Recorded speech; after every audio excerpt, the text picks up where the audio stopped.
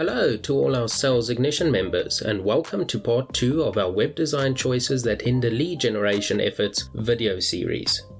As a recap, last week in part 1 we covered UI and UX. If you haven't seen that video, we strongly recommend you go check it out before watching this one. Still here? Okay then, today we'll be talking about call to actions, also known as CTAs, and how to implement them effectively within your website's design. Now you may be asking, what is a call to action? Simply put, a call to action is a design piece that encourages users to take a particular action on your website. A good example of this is the button call to action, which is also the most commonly found call to action. When used appropriately, buttons create a clear expectation to what will happen when a user clicks the button. Think of buttons such as subscribe, download, contact, share, add to cart, etc. Of course, not all CTAs are simple buttons. Some are more elaborate designs such as banners and pop-ups. We can unpack this a bit further using the following scenario. Let's imagine you run a travel agency and your goal is to get website visitors to book their vacations through your agency.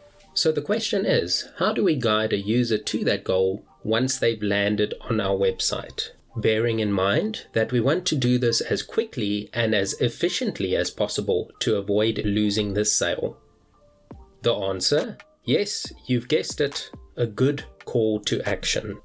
So if at our travel agency we want the user to call us to discuss their arrangements, we need to ensure we have a design prompting them to call us. If we want them to make a booking directly via the website, we again need to ensure we have a design prompting them to do so. Basically, this applies for every important action you want users to take on your website. Now let's imagine this. Black Friday is around the corner and you want to promote an exclusive website-only deal to your users. Now assuming you are already driving traffic to your website and you aren't looking to advertise the deal anywhere else, you could do the following.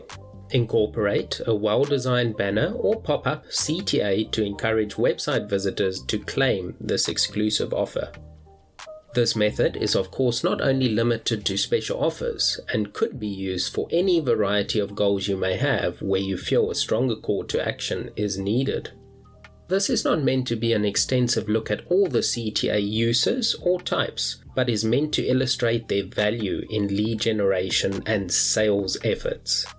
Now the question remains, how do they hinder these efforts? Well, if your website doesn't use any CTAs or uses too few CTAs, you are definitely losing leads. It's that simple. On the converse, if you use too many CTAs, cluttering your website's design, you will ruin the user's experience and they are far less likely to take any action. This is in reality a balancing act of incorporating well thought out CTAs without compromising the user experience. That being said, we would advise having at the very least one relevant CTA per website page.